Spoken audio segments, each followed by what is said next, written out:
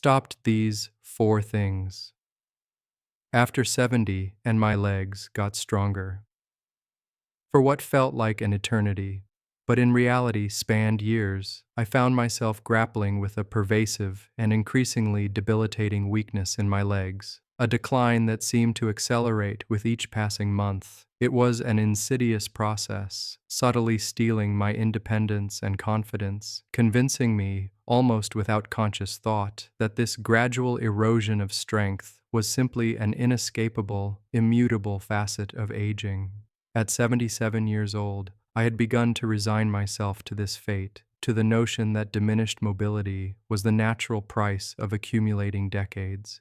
Yet, in a revelation that utterly defied my deeply ingrained assumptions, the entire trajectory of my physical experience shifted dramatically when I embraced a radically counterintuitive approach. I stopped four specific things, not adding a single new exercise, supplement, or therapy.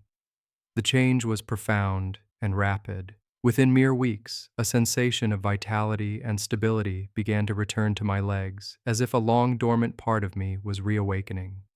There were no expensive gym memberships, no endless doctor's appointments, no convoluted, costly programs involved. This understanding, this pathway to renewed strength, was something I stumbled upon and deciphered for myself through a neighbor's casual yet life-altering wisdom. And today, with an earnest desire to share what has genuinely transformed my later years, I am going to meticulously guide you through each of these four critical shifts. I implore you to immerse yourself in the entirety of this narrative, for I truly believe that the insights I am poised to unveil hold the potential to profoundly alter the quality of life for a great many of you who might be experiencing similar struggles.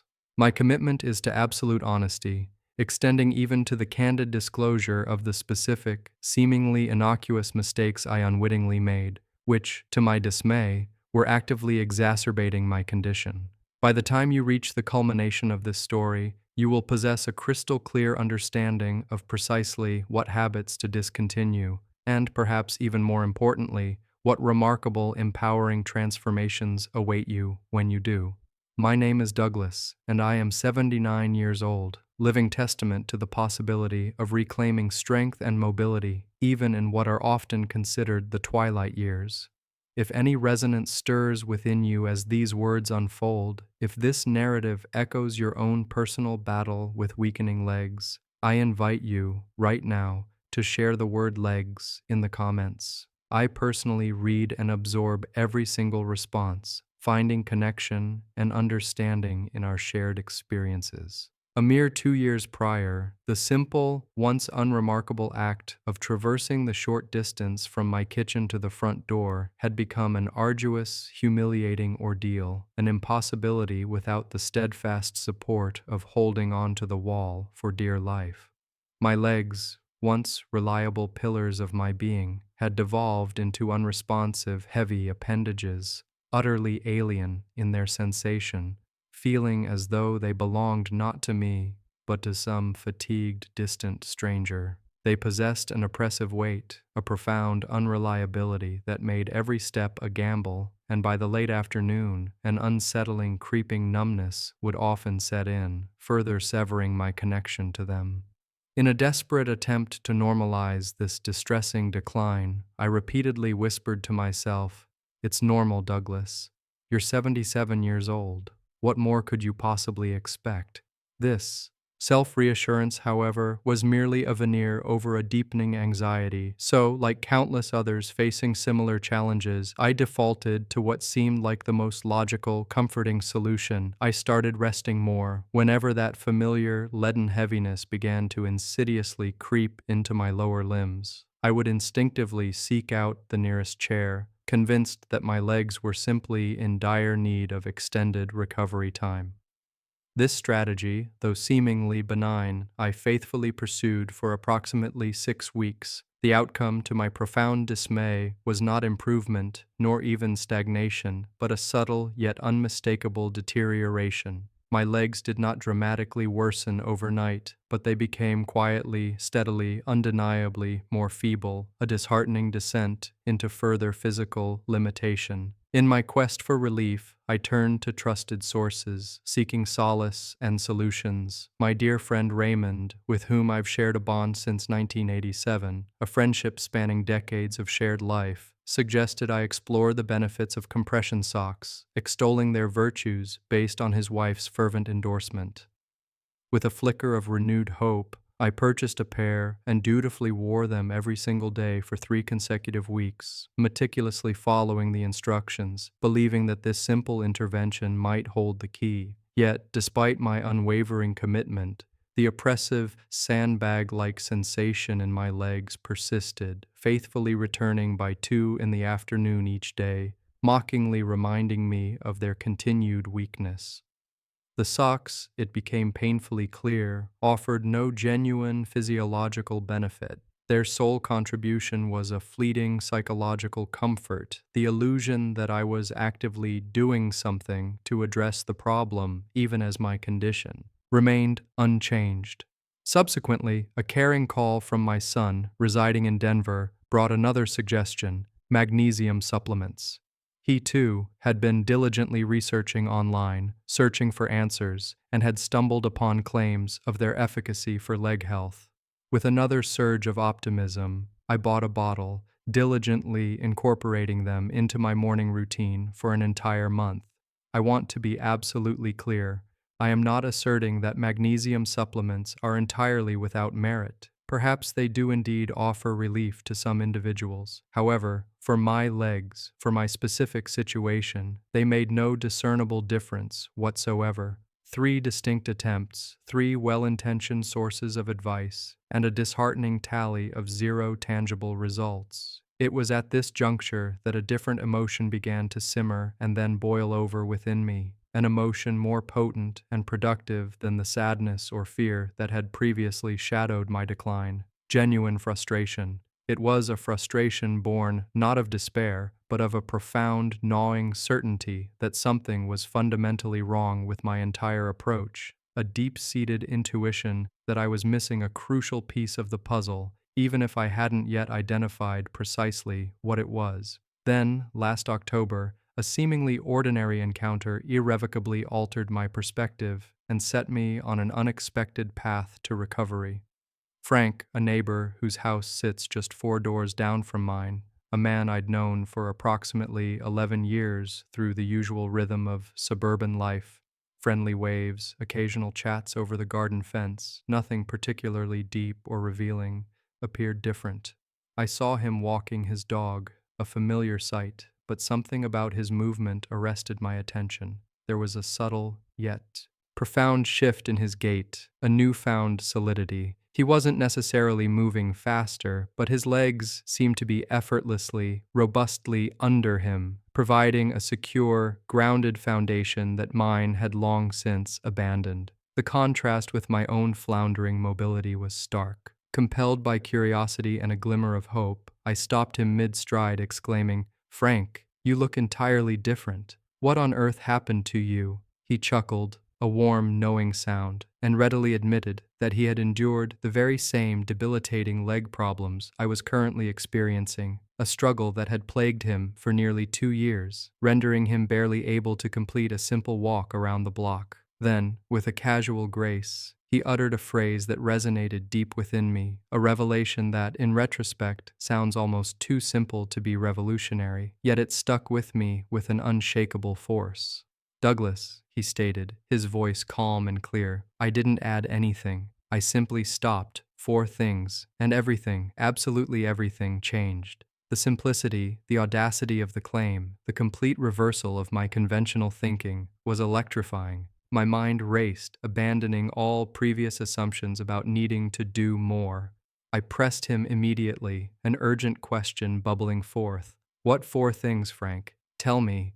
Without hesitation, right there on the sun-dappled sidewalk, he shared his wisdom, and I, buoyed by a fresh surge of genuine optimism, rushed home and embarked on my own transformative journey that very same day. The first profound habit Frank instructed me to cease was the pervasive, often unconscious practice of prolonged, uninterrupted sitting without any intervening movement.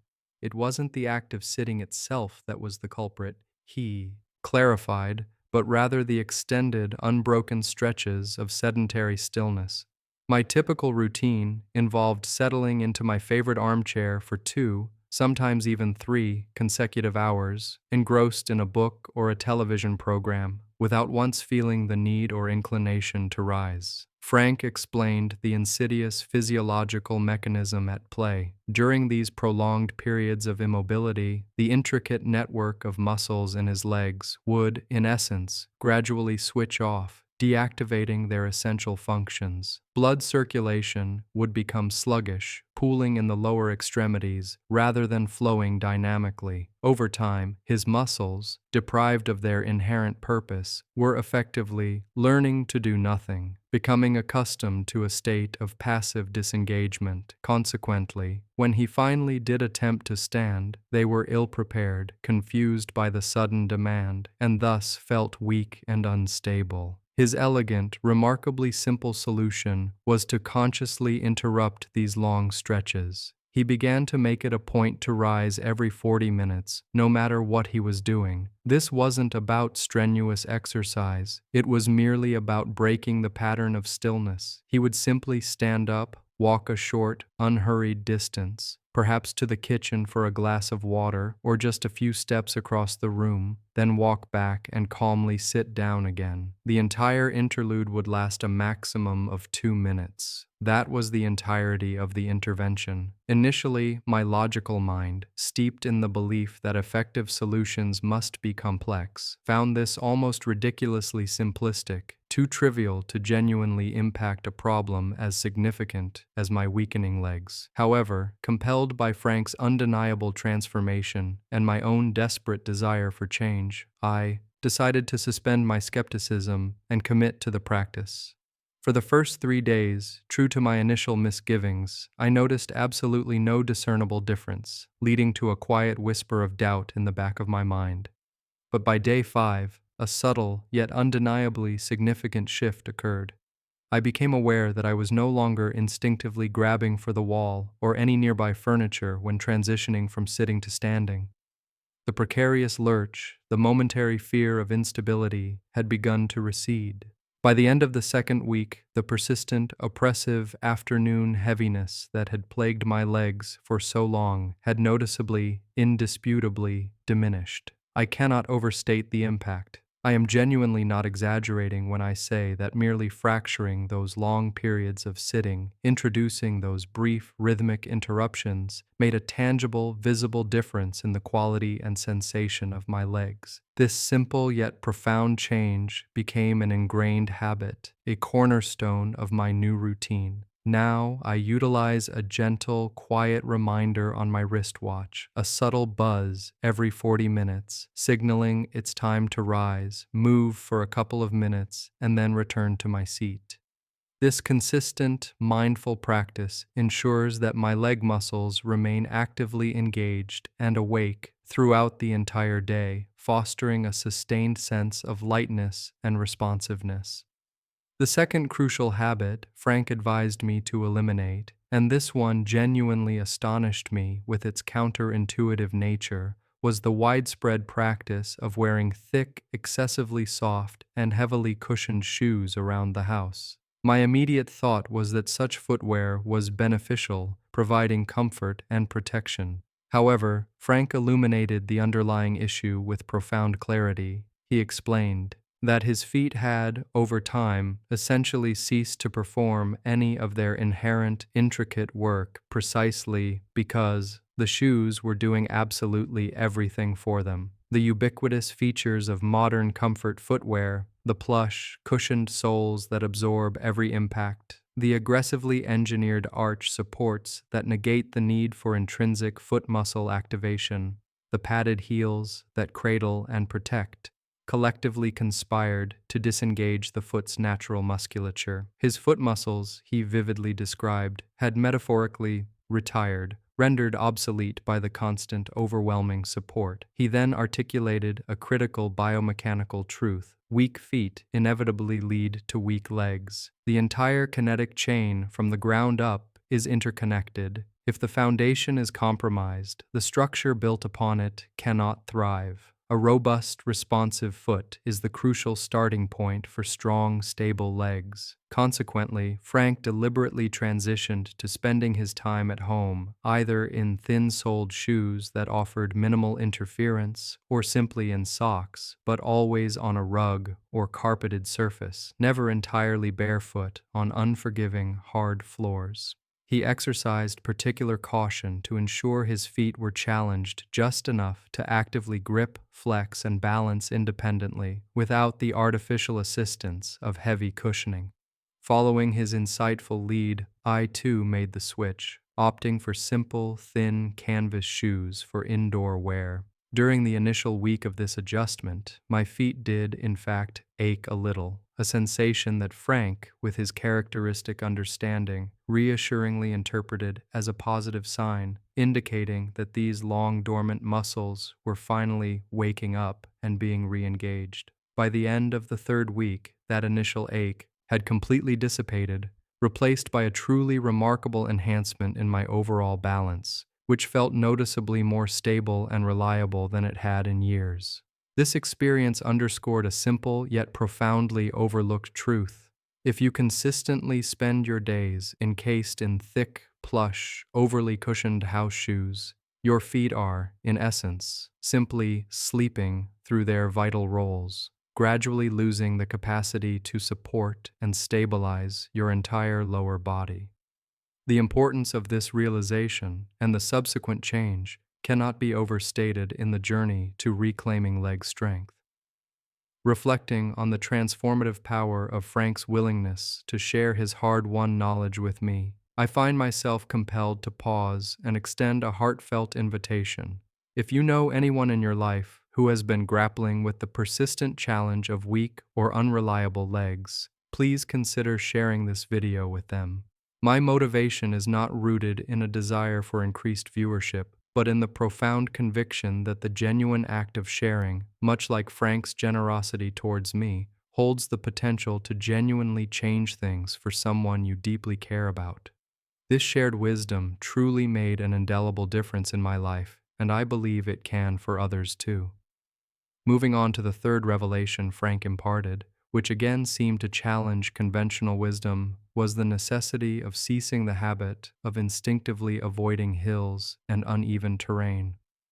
For more than a year, perhaps even longer, I had meticulously circumvented any slight incline, any patch of uneven pavement, any ripple in the ground, instinctively diverting my path in what I perceived as an act of self-preservation, a cautious shielding of my vulnerable legs. I genuinely believed I was protecting myself from potential falls or discomfort.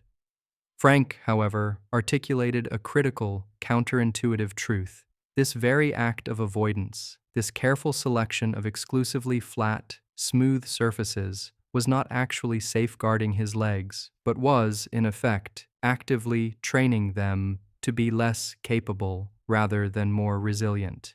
He explained that the numerous small, intricate muscles nestled around the knee and ankle joints, which are absolutely crucial for dynamic stability and adaptable movement, only truly develop and strengthen when confronted with an unpredictable, varied ground surface.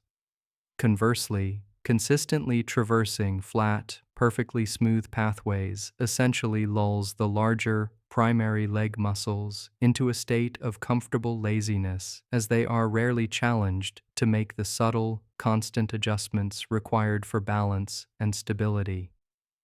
Frank's solution was elegantly simple. He started deliberately seeking out the gentle, grassy slope nestled behind the local park. He emphasized that it wasn't about tackling steep, daunting inclines, but merely about finding a gradient that was just pronounced enough to compel his legs to engage in those small, continuous, compensatory adjustments. This practice, he found, gradually reawakened and fortified the intricate network of stabilizing muscles. Inspired and emboldened by his success, I began to emulate his approach. Conveniently, there is a mild, accessible slope situated at the very edge of my street, and I committed to walking it slowly, deliberately, 3 times every single morning. The first week of this new routine was genuinely challenging, my legs feeling the unaccustomed strain. By the second week, it still felt like considerable work, but it was undeniably more manageable, a testament to the nascent changes occurring within my musculature. And by the culmination of that first month, a truly astonishing sensation had settled in. My legs felt profoundly more responsive, more alive, and infinitely more capable than they had in years. While they were not suddenly imbued with the youthful strength I possessed at 50, they were crucially awake, reactive, and unequivocally mine again, a sensation of reclaimed ownership and vital function that filled me with immense gratitude. Finally, the fourth habit Frank identified as the most impactful, indeed the biggest one, in his journey of reclaiming leg strength, was the deeply ingrained, often subconscious tendency to lead with the hands when performing common transitional movements. I instantly recognized this in my own life.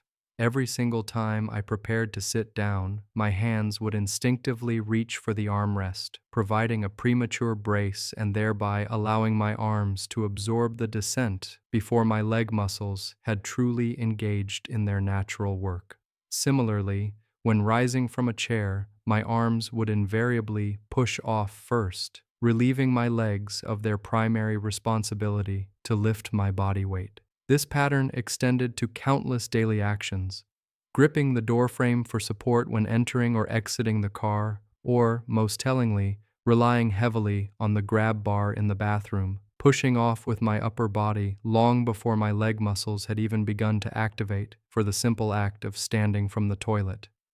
Frank vividly described his own realization.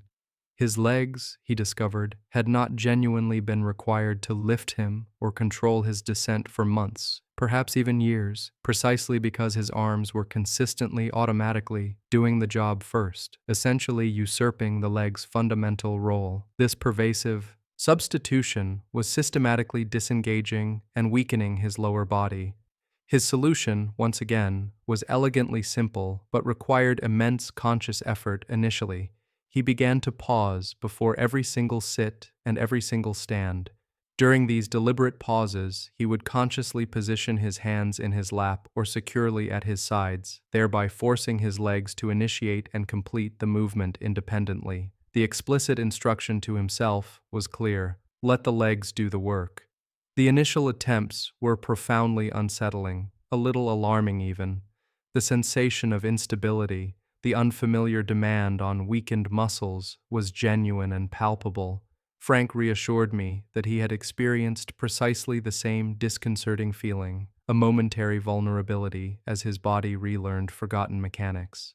However, he emphasized that within a remarkably short span of just 2 weeks, his legs, with an almost astonishing capacity for muscular memory, began to remember what they were for. Inspired by his experience, I committed myself to this practice with unwavering diligence, consciously applying it every single time I sat or stood, at the dining table, on the couch, from my bed, literally everywhere. By the close of the third week, something truly miraculous occurred. The effortful, conscious thought required for the movement simply vanished. My legs were now performing the action automatically, without hesitation, without the need for prior mental instruction, their natural functionality fully restored. This was the single most impactful revelation for me, the one piece of wisdom I sincerely wish someone had imparted to me a decade earlier, sparing me years of unnecessary decline. Now, I understand completely what some of you might be thinking as you absorb this narrative. My situation is different, Douglas. My legs are far worse than yours ever were. I have a chronic bad knee, a problematic hip. There are other compounding health issues at play in my life. I hear you, and I genuinely acknowledge the validity of your concerns. My intention is unequivocally not to urge you to disregard or ignore the crucial signals your body is sending you, nor to minimize any pre-existing medical conditions you may have. Rather, my earnest suggestion is this: commit to picking just one of these 4 simple practices. Begin with the most accessible, the least intimidating, if nothing else resonates immediately. Start with the sitting habit. Make a concerted effort to get up every 40 minutes and move for a mere 2 minutes. This particular change carries absolutely no financial cost and presents precisely zero risk to your physical well-being. Grant yourself and your body the grace of 2 full weeks of consistent effort before you prematurely conclude that it doesn't work.